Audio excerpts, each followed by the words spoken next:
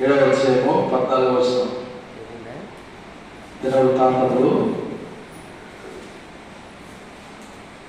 2వ దినవృత్తాంతములు 7వ అధ్యాయము 14వ వచనంలో ఒకసారి తీసుకుని చదివించాల్సిందిగా మనం చేస్తున్నాను. నా పేరు పెట్టబడిన నా జనులు తమ్ము తాము తగ్గించుకొని ప్రార్థన చేసి నన్ను వెతికి తమ చెడుమార్గములను విడిచివేయడ ఆకాశం నుండి నేను వారిని ప్రార్థనను విని వారి పాపమును క్షమించి వారి దేశమును స్వస్థపరుచుదును. ఆమేన్. అయితే ఇక్కడ 2వ దినవృత్తాంతములు 7వ అధ్యాయం 14వ వచనం ఏమంటుంటే, నా పేరు పెట్టబడిన నా జనులు ఏం చేయాలంటే తమ్మును తాము తగ్గించుకుని ప్రార్థన చేసి, ఎవరు వెతకాలి? మనం ఈ లోకంలో ఉన్న వారిని కొంతమందిని మనం వెతుకుతూ ఉంటాం. వాళ్ళ దగ్గర బాగుంటుంది, వీళ్ళ దగ్గర బాగుంటుంది, వాళ్ళు మనతో మాట్లాడితే బాగుంటుంది అని అనుకుంటామేమో. కానీ ఇక దేవుడు ఏం మాట్లాడతాడు? ఆయన్ని వెతకాలి. పరలోకమున్న మన తండ్రిని, యేసుక్రీస్తు ప్రభువు వారిని, పరిశుద్ధాత్మ దేవుడిని మనం వెతకాల్సిన వారమే ఉన్నాం. అయితే ఆయన వెతికి తమ చెడు మార్గములను విడిచిన యెడల ఏం చేయాలి? మనం వెతికితే సరిపోదు, చర్చకు వస్తే సరిపోదు, సంఘంలో వాడపడితే సరిపోదు. కానీ మనం ఏం చేయాలి? అనుకున్న చెడు మార్గములన్నీ కూడా విడిచిపెట్టాలి. చెడు మార్గములను విడిచి ఆకాశం నుండి నేను వారి ప్రార్థనను ఎప్పుడు వింటానంట? ఉపవాసం నుండి నేను ప్రార్థన చేస్తున్నాను, లేకపోతే ప్రతి వారం నేను మోకరించి ప్రార్థన చేస్తున్నాను, లేకపోతే ప్రతి వారం కూడా నేను మీతో చేతులెత్తి ప్రార్థన చేస్తున్నాను, సంఘంలో బలంగా వాడబడుతున్నాను, నేను మంచి ఉన్నతమైన స్థాయిలో ఉన్నాను, నాకు మంచి డబ్బు ఉంది, అధికారం ఉంది, పరపతి ఉంది, వీటన్నిటి బట్టి దేవుడు నన్ను ఆశీర్వదిస్తాడు, నా ప్రార్థన పెట్టాడే మనం ఆలోచన చేస్తున్నామా? కాదు కాదు. ఏమన్నాడంటే ఇక్కడ ఆయన చెడు మార్గాలన్నింటినీ కూడా విడిచినేయాల. ఎప్పుడు చెడు మార్గాలన్నీ మనం విడిచినేయాల. ఎలా విడాలి?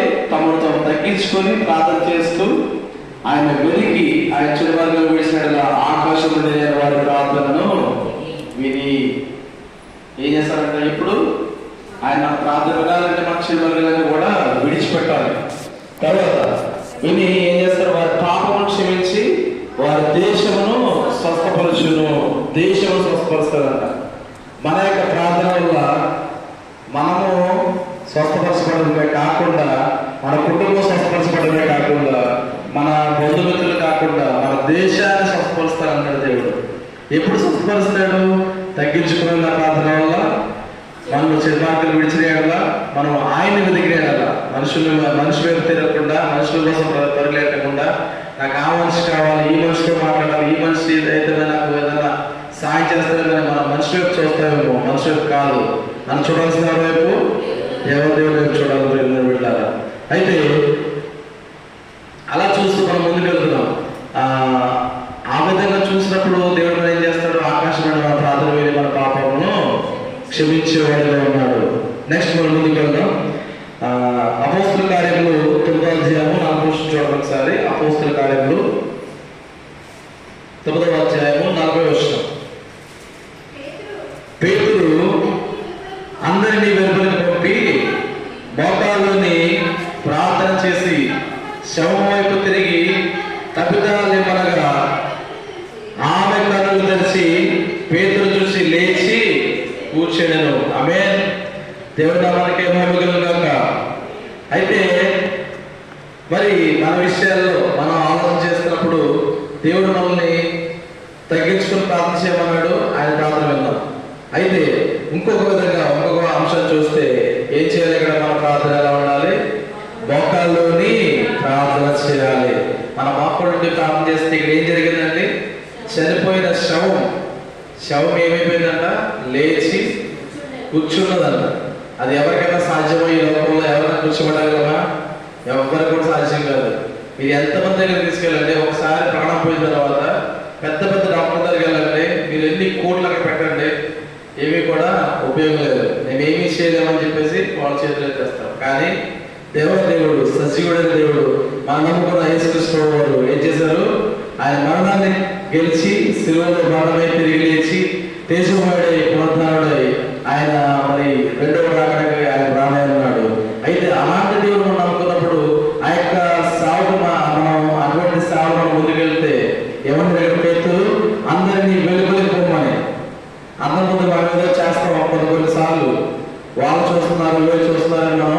కొన్నిసార్లు మనం మన యొక్క నటన జీవితాన్ని మనం ప్రదర్శిస్తూ ఉంటాం, కానీ దానివల్ల అయితే ఉపయోగం లేదు. ఏం చేశాడు పేతురు గారు?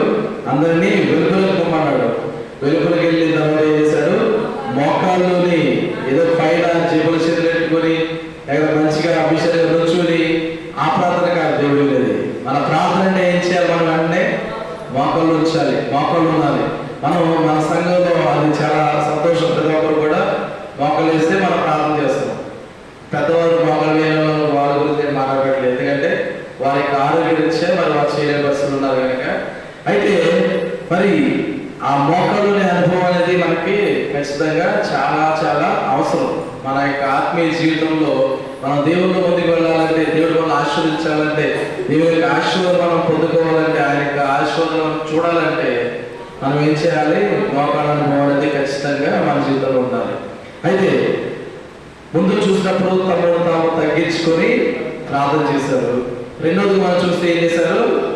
మోకాళ్ళని ప్రార్థన చేశారు. ముందుకు వెళ్ళాలి. ఇంకా రాజుల మొదటి గ్రంథము 20వ అధ్యాయము 35వ వచనం చూడండి ఒకసారి. రాజులు మొదటి గ్రంథము 20వ అధ్యాయము 35వ వచనం.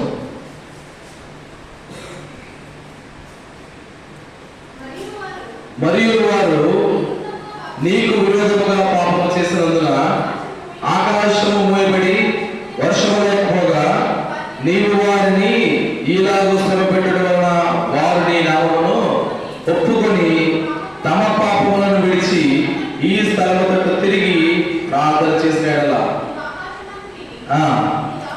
నీ దాసులైన ఇశ్రాయేలులకు నీ జనులు చేసిన పాపమును క్షమించి వారు నడవలసిన సన్మార్గమును వారికి చూపించి నీ జనులకు నీవు స్వాస్థ్యంగా ఇచ్చిన భూమి మీద వర్షం కురిపించుము. నేను చదువుతాను 36వ వచనం.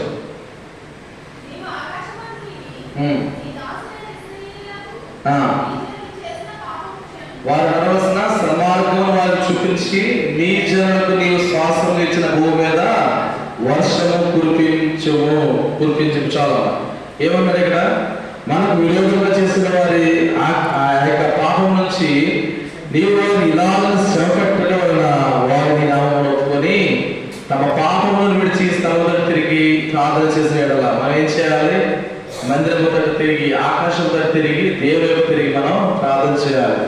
ఎవరి కాలంలో ఏదో ఒక వ్యక్తిని మనం అక్కడ పెట్టుకుని ఆ వ్యక్తి వైపు తిరగడం కాదు, కానీ దేవాది దేవుడు యేసుక్రీస్తు వారిని ఆయన మనం పెట్టుకుని ఆ యొక్క ప్రార్థన చేసినప్పుడు ఏమవుతుందట?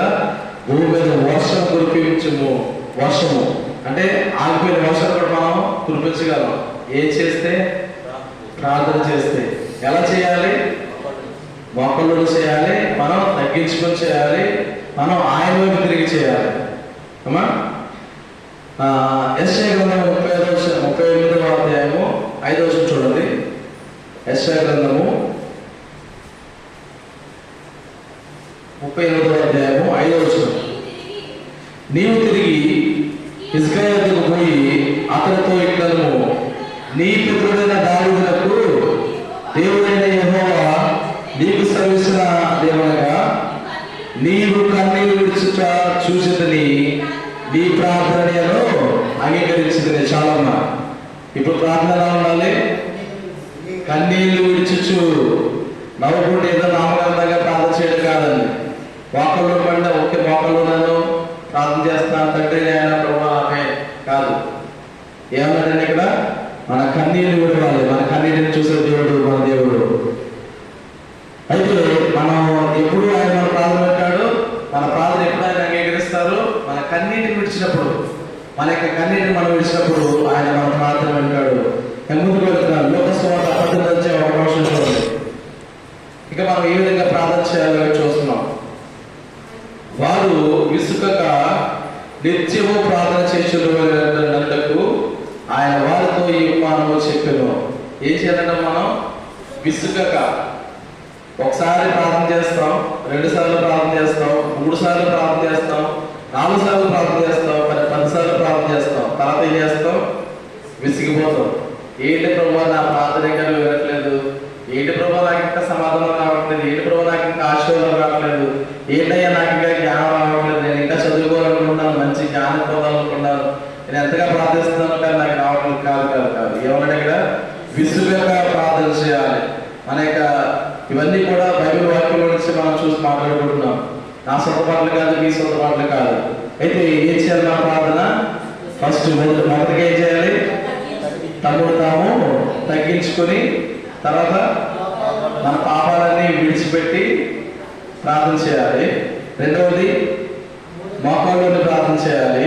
నాలుగవది దేవుని తిరిగి ప్రార్థన చేయాలి. 5 విసుగగా ప్రార్థన చేయాలి. చక్కగా మీరు వాక్యం ఉంటారని నాకు కూడా చాలా సంతోషంగా ఉంది. అదేవిధంగా మరి ఇంకా ముందు వెళ్తున్నాం. నెహెమ్యా గ్రంథము 1వ అధ్యాయము 6వ వచనం ముగించేస్తున్నాను.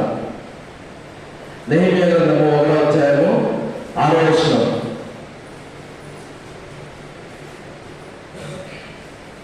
నీ చెవికి నీ నేత్రములు తెరచి నీ సన్నిధిని దివారాత్రము నీ దాసులైన ఇశ్రాయేలీయుల పక్షముగా నేను చేయు ప్రార్థన అంగీకరించుము. ఏంటమ్మా ఇది? ఫస్ట్ ఇప్పుడు ఎలా చేయాలి?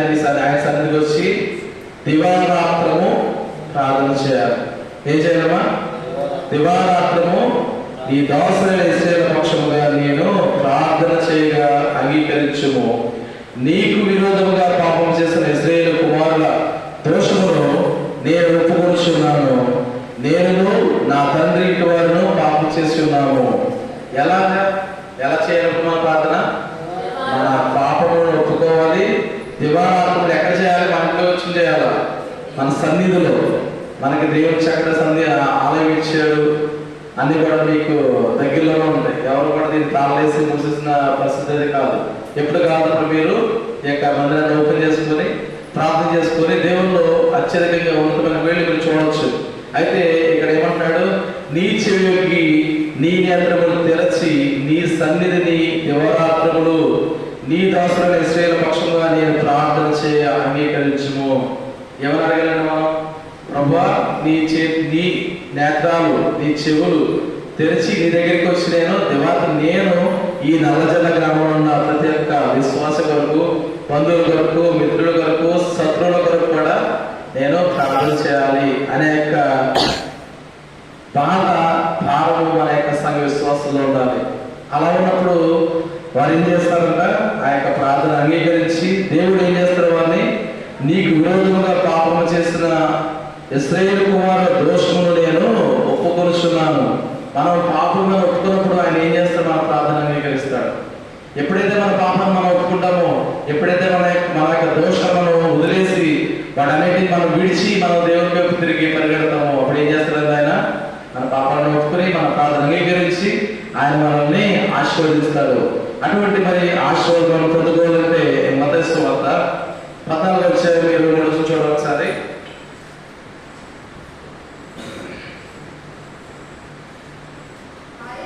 ఆయన ఆ జనసమూహములను పంపివేసి ప్రార్థన చేయుటకు ఏకాంతముగా కొండ ఎక్కిపోయి సాయంకాలమునప్పుడు ఒంటరిగా ఉండేను.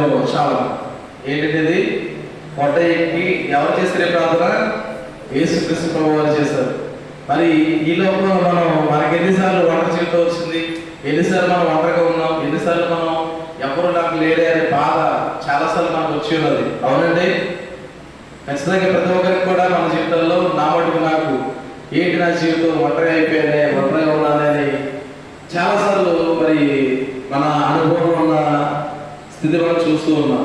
అయితే ఆ సమయంలో మనం ఏం చేయాలి? ఒంటరిగా ఉన్నప్పుడు నేను ఒంటరిని కాదు, నాతో పాటు నా యేసుక్రీస్తు ప్రభువు వారు నాతోనే ఉన్నారు. ఏంటంటే యేసుక్రీస్తు ప్రభువు నాతోనే ఉన్నారని మనందరం కూడా ఆ యొక్క అటువంటి అనుభవం మనం వెళ్ళి ఆయన మనం చూస్తున్నాడు, మనతోనే ఉన్నాడు, మన పక్కనే ఉన్నాడు, మనం నడుస్తుంటే మనతో పాటు నడుస్తున్నాడు, మనం కూర్చుంటే మనతో పాటు కూర్చుని అన్నాడు, మనం బండి మీద వెళ్తే మనతో పాటు వెనకాల కూర్చున్నాడు అని ఆ విధంగా అనుభవం ఉన్నట్టయితే మన ప్రార్థన ఆయన వినేవాడిగా ఉన్నాడు, మనల్ని ఆశీర్వదించడానికి ఆయన సిద్ధంగా ఉన్నాడు, మనల్ని దీవించడానికి ఆయన సిద్ధంగా ఉన్నాడు. కాకపోతే మనం ఏం చేస్తూ ఉంటాం? క్లోజ్ చేసేసి మన డోర్స్ అన్ని కూడా ఆయన అన్నాడు కదా, నేను చెప్పాను కదా, తలుపు నుండి కొడుతూనే ఉంటారు ఆయన. నువ్వు తీసేవరకు కూడా ఉండాలి. ఎందుకని నువ్వు అంటే ఆయనకి అంత ఇష్టం. నువ్వు ఆయన దగ్గరికి వెళ్ళామని చెప్పేసి ఆయనే నీ దగ్గరికి వచ్చేసారు. నలుగురిగా మనం క్రిస్మస్ లో అన్నీ చేసుకుంటే ఏం చేసుకుంటున్నాం? యేసుక్రీస్తు యొక్క చరణం గురించి, ఆయన చరణం గురించి అందరికీ తెలుసు. ఎలా వచ్చారు, ఏ విధంగా వచ్చారు, ఆయన ఏమన్నా తల్లిదండ్రులు కలవడం వల్ల ఉంటారా? పరిశుద్ధాత్మ వల్ల గర్భం ధరించబడి చిన్నపిల్లలు చక్కగా వాటికి చెప్పేవాళ్ళన్నా. అయితే అలాంటి దేవుడిని, అలాంటి గొప్ప దేవుడు మనం కలిగి ఉన్నాం. ఆ దేవుడు మనం ఎలా ప్రార్థన చేయాలి అనేది మనం తెలుసుకున్నాం. ఈరోజు ఎలా చేయాలమ్మా? అందరూ చెప్పాలి. ఫస్ట్ది తమను తాము తగ్గించుకొని ప్రార్థన చేయాలి. తర్వాత ఏం చేయాలి? దాంట్లో అదే వస్తువులో మన పాపాలన్నింటినీ విడిచి మన చెడు